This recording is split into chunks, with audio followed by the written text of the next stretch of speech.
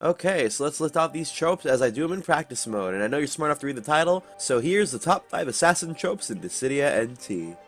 Alrighty, so number 1 is the Pingpong Ball. This guy will target you, hit you, and then target somebody else, then hit somebody else, and target somebody else, and they'll keep this cycle going throughout the entire match. They almost never 1v1 somebody, even if they have the matchup advantage, such as an assassin versus a marksman, instead opting to scatter everybody around, which has advantages, but also, I mean, like, you probably should try to break somebody.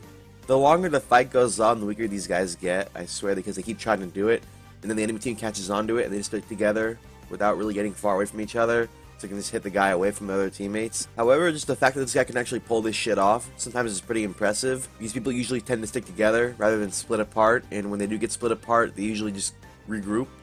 So when they're pulling this shit off, it's actually pretty cool. But sometimes it creates a tunneling effect where when they should pull back, they never do, because they want to hit somebody else, and they'll never stop trying to hit that other person until they hit them. That's the only time they ever try to 1v1, when they miss, because they need to hit that other person so they go hit the next person. It's almost like they need to checkmark each player to get the next player to hit the next player. If they miss, they have to keep trying. If they keep missing, they have to keep trying, even if they're about to die. It's almost like watching a bot, but if the bot was actually semi-decent at what they did. Next up is the Provoked. Now, this person just will never go off the target they're assigned to at the start of the match, even if there's enemies around them and they don't even notice them until, 10 seconds in the match, we're starting to get beat up by the 2 other teammates, and probably the 3rd teammate they're locked onto as well.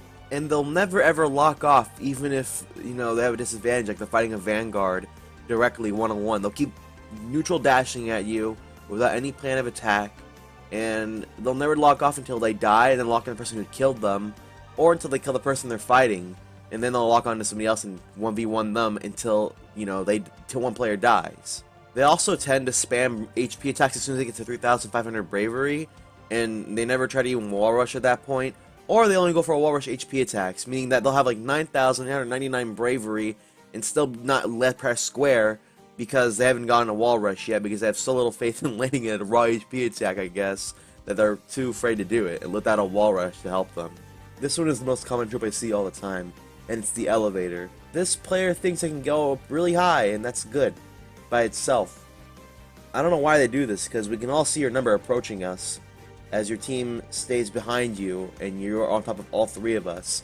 But anyways, this player loves putting their forward bravery or whatever it's going to be for their character that sends them up higher in the air than anybody else, and they'll keep doing this over and over and over again until they're ridiculously high, and they'll try to drop down on your team, and then as a result get completely destroyed by your team. Verticality is really important when it comes to combat in this game, especially in those 1v1 scenarios where you can drop down on a marksman.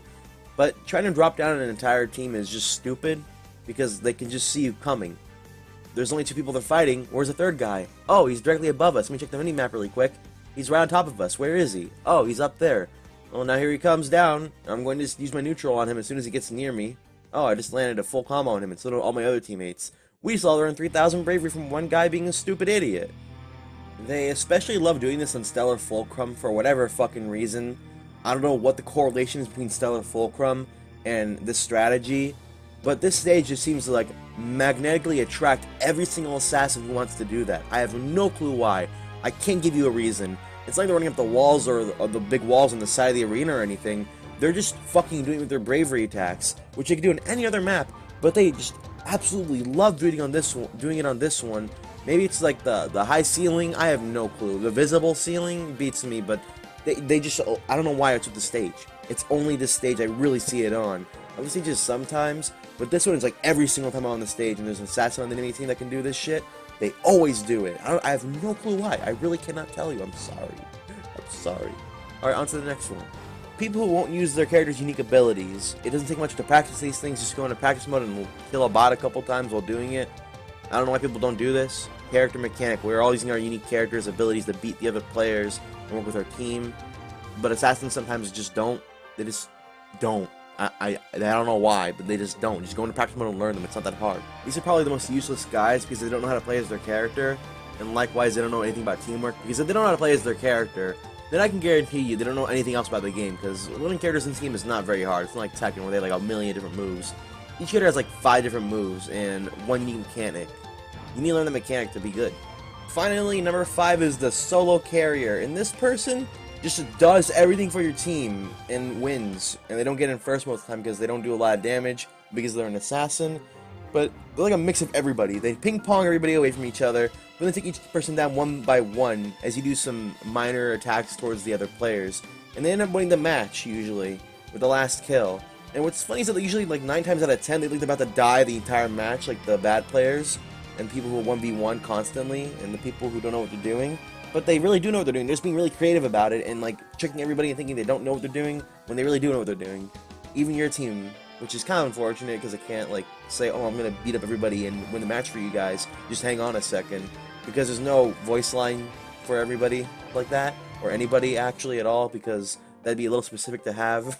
But these guys, simply put, will just carry your whole team. They just will. I don't know how they do it, and I've done it before, and I don't know how I do it either. I just happen to just kill everybody, and you've probably done it too before in some matches, and it's like the greatest feeling ever.